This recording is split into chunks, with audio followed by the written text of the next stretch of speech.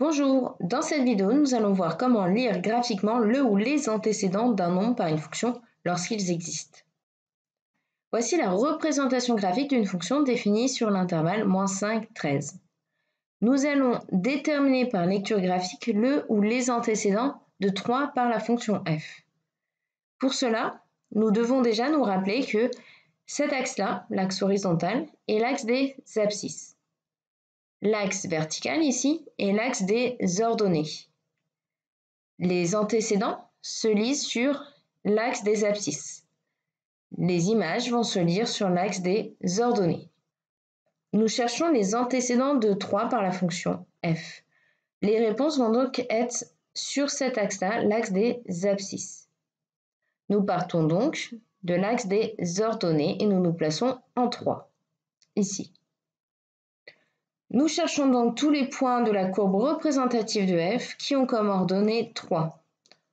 Nous constatons qu'il y a 3 points de la courbe qui ont comme ordonnée 3. Celui-là, celui-là et celui-ci. Nous lisons maintenant les abscisses correspondant à ces points. Donc, pour ce point-ci, l'abscisse est -5. Pour ce point-ci, l'abscisse va être -3. Et pour celui-ci, l'abscisse va être 12. Les antécédents de 3 vont donc être -5, -3 et 12. Nous allons maintenant déterminer par lecture graphique le ou les antécédents de 2 par la fonction f. Nous procédons de la même manière.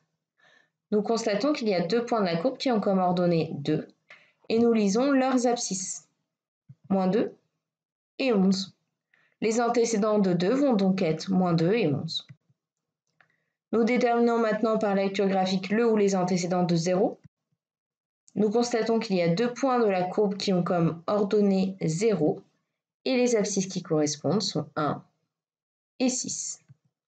Les antécédents de 0 vont donc être 1 et 6. Les antécédents de -2, il va en avoir qu'un seul. Ça va être l'abscisse de ce point-là et donc 4. L'antécédent de -2 est donc 4. Déterminer par lecture graphique le ou les antécédents de 7 par f s'il existe. Je vous rappelle qu'il peut ne pas y avoir d'antécédents. Les antécédents de 7 vont être les points de la courbe qui ont comme ordonnée 7. Nous constatons qu'il n'y en a pas. En effet, le maximum de cette fonction est 6. 7 n'a donc aucun antécédent par la fonction f. Et pour finir, nous allons déterminer par lecture graphique le ou les antécédents de -3 par f s'ils existent. Et donc, de même que pour 7, nous constatons qu'il n'y a pas de point de la courbe qui a comme ordonnée -3. -3 n'a donc pas d'antécédent par notre fonction f. Cette vidéo est maintenant terminée, j'espère que vous l'avez bien comprise. Vous trouverez d'autres vidéos dans la playlist au centre de l'écran. Vous pouvez également vous abonner à cette chaîne YouTube. Je vous souhaite une bonne continuation et bon courage!